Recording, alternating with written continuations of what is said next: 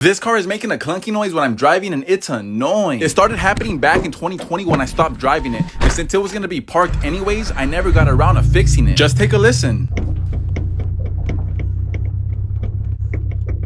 Now, believe it or not, as loud as it is, it's a simple fix, and it's a common problem on cars with high mileage. They're called sway bar links, and over time, they lose the firmness through normal wear and tear that eventually they stop serving the purpose of stabilizing the sway bar. It's best to replace both sides at the same time, because even if it's only one of them that's bad, they both have gone through the same amount of abuse. But after taking off the passenger side end link, I didn't see anything out of the ordinary that could have caused the clunky noise, but since I practice what I preach, unlike a Catholic priest, I still replaced it. It wasn't until I took off the driver's side that I noticed that one of the bolts was seized onto the bushing, and not only was it seized, but the bushing itself was torn from the inside, so obviously that was a culprit to the noise. Eventually I was able to get the bolt out and cleaned off since it was rustier than Joe Dirt's Daytona. But since everything was put back together, I lowered the car and took it out again on the same road to test it, and the clunky noise was totally eliminated. Obviously the problem was coming from the driver's side, but like I said, when it comes to suspension / chassis parts, it's always best to replace both sides at once.